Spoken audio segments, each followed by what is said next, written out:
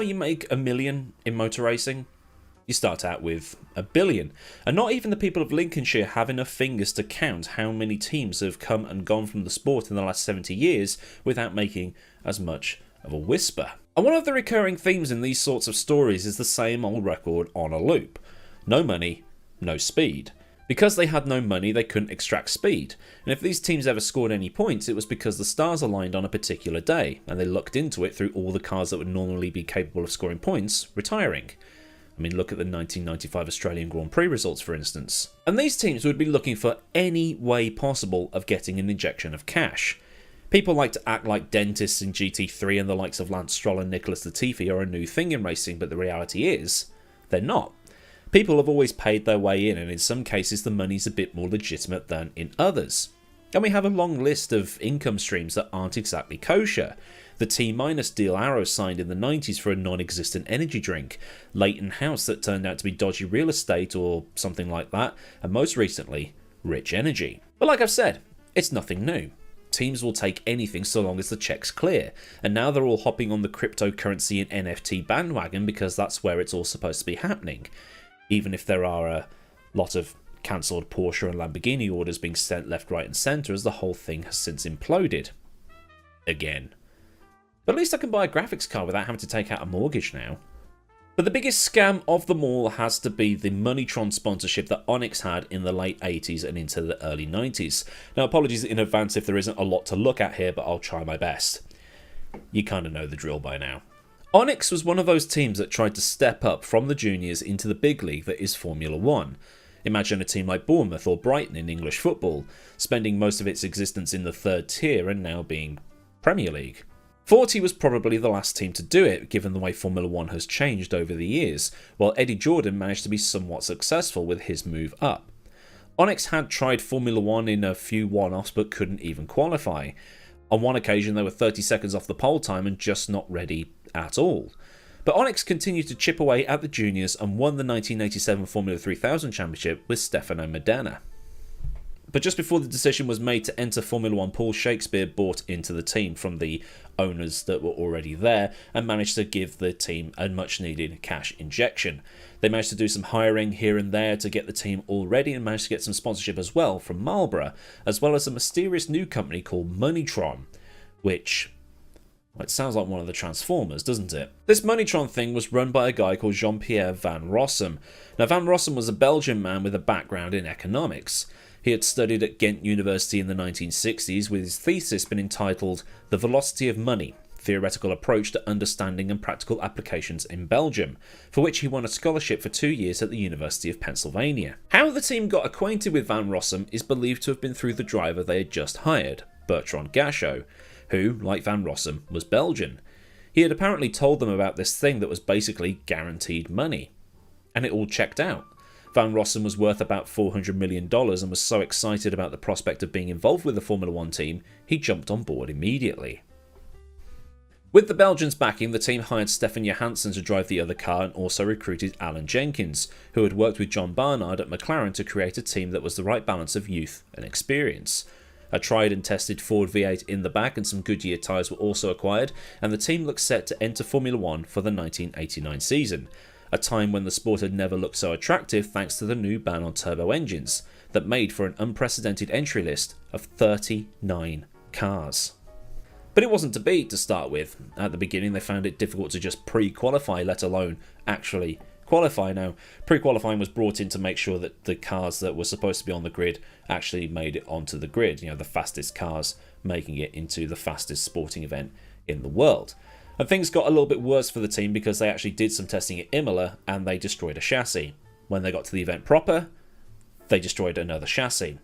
But it all managed to work out in the end because a couple of races later, Johansson managed to actually qualify his car. At Mexico, Johansson was able to get on the grid in 21st, ahead of the likes of Nelson Piquet, Rene Arnoux and Eddie Cheever. The car blew up, but progress was being made. But in the background, attention was being attracted to the team for all the wrong reasons. Things seemed a little off with their new flamboyant sponsor. Just before the US Grand Prix at Phoenix, Van Rossum had turned up in a brand new $20 million Gulfstream jet. If this was the owner of a team like Williams, Ferrari or McLaren, it might look legitimate, but The sponsor of a team that nobody had heard of until they appeared on the grid in what Nigel Roebuck had called the most tasteless livery he'd ever seen, it looked suspicious. At Paul Ricard, both cars finally made it to the grid, qualifying 11th and 13th, and Gasho was able to finish the race in 5th to score the team's first points. But it wasn't enough to get them out of pre-qualifying, as Minardi would outscore them at Silverstone. Van Rossum would then make the news again, as he'd announced he'd be giving $40 million to Porsche for engines, when in reality he was a bit hacked off that the team was stuck in mediocrity. So he decided to buy the majority share of the team instead. He then annoyed the two most powerful men in the sport, that being Bernie Ecclestone and Jean-Marie Balestri, by allegedly calling Balestri a Nazi, given that JMB was in the Vichy military during World War II, and calling Bernie a mafia boss. This got him banned from the paddock. Gasho then quit the team after the Italian Grand Prix, being a bit hacked off that the team wasn't doing any testing and that Van Rossum was a bit too flamboyant, spending money where he shouldn't be spending money. But Gasho's departure might have been a little bit premature, because at the Portuguese Grand Prix, Johansson was able to actually finish the race on the podium.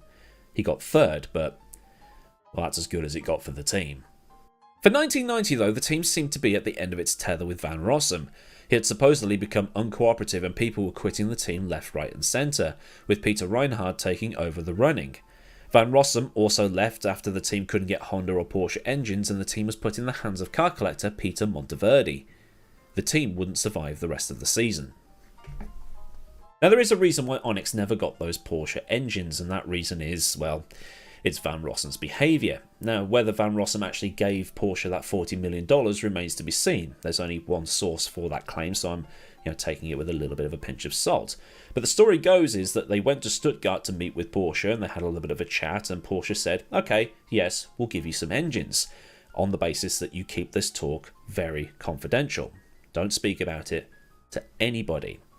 And then a few days went by, and Gasho's manager called up one of the team managers and said, hey, congratulations on the Porsche deal. How do you know about the Porsche deal? Oh, Van Rossum was just talking about it on Belgian TV. As you can imagine, Porsche cancelled that deal, and Van Rossum wasn't particularly happy about it. So unhappy that he allegedly reacted by setting one of his Porsches on fire. But by 1991, the net had started to close in around the erratic Belgian, and the cops were, well, circling. And this was because of the way this Moneytron thing actually worked. Moneytron wasn't so much a company, it was a thing. A thing that Europe's elite were buying into, including the Belgian royal family. All Moneytron was a machine that Van Rossum claimed could offer endless returns, because it was claimed that it could predict the stock market and beat the capitalist system, because Van Rossum was a rampant socialist. Through this, he managed to have over $800 million just for himself, and used the money of new buyers to pay ones that already existed. The tried and trusted pyramid/Ponzi scheme. And knowing that the walls were closing in around him, he decided to form his own political party and try to get elected into the Belgian parliament, trying to take advantage of rules that basically say that if you are in public office in Belgium, you can't be sentenced for any crimes. He was arrested, charged, and sent to prison for 5 years, and many of his assets from his collection of a yacht, 108 Ferraris and 2 private jets were sold to pay off any debts. But because Van Rossum had been elected in the elections, the sentence was delayed until he left office in 1995. They just waited for his time to end, and then they swooped. Sounds eerily familiar as to what's going on at the minute, doesn't it?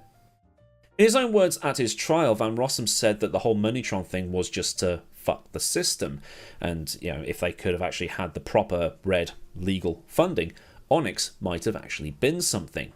Okay, they wouldn't have been fighting with the likes of Williams and McLaren and Ferrari at the top end of the field, but by the mid-1990s they would have been more than enough competition for Ligier or Jordan. But, if is just F1 spelled backwards, isn't it? So then a look at the Onyx Formula 1 team and how it was sponsored by what many would consider to be the precursor to this whole NFT crypto stuff.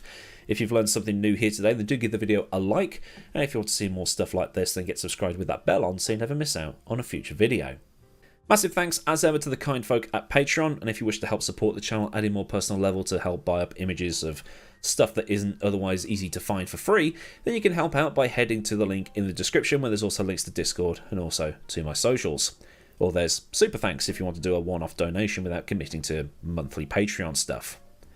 So until next time, I've been AdmiralLaWind. Have a cracking day wherever you live in the world, and I'll see you all again soon for another video. Goodbye.